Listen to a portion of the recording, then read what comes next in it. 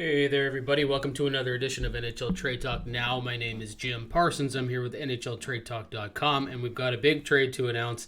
The Detroit Red Wings and Washington Capitals made a blockbuster deal, probably the biggest of the day. Now, there was Taylor Hall the night before and some other players early on at the NHL trade deadline, but Anthony Mantha going to Washington is probably the big one of the afternoon for Monday.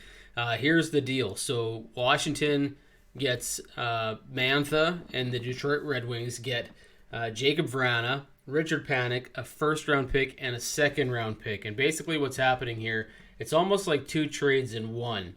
LeBrun says Panik plus a pick to relieve Washington of the $2.75 million cap hit in a flat cap environment, whereas the Vrana plus a pick is for the Mantha deal. So Anthony Mantha is an excellent player. He has not had the best season, but he's a 30-goal guy when he's on his game. He had a wonderful season in 2019-20, and he could really do well in Washington without having to be the main guy. He's not going to be the huge offensive driver, although he could be a huge part of their offense. Jakub Vrana is an interesting player because the Washington Capitals were very high on him, and there's a lot of people in Washington who didn't want to see him go, that he's got a lot of potential. He's a pending RFA. He's going to get a big bump with salary arbitration rights, and some people are suggesting that he's almost or potentially as good as Mantha. You just don't really know what you're going to get with Anthony Mantha. He could be an excellent addition, or he might not be worth it. And if he's not worth it, this is an interesting trade because they gave up so many pieces to make it work. So Steve Yzerman does a really good job here in Detroit.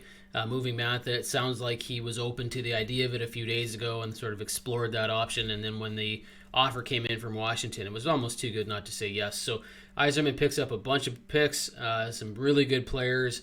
There's some cost certainty involved here for Washington. They know what Anthony Mantha is going to cost them over the next little bit because he's locked in long term.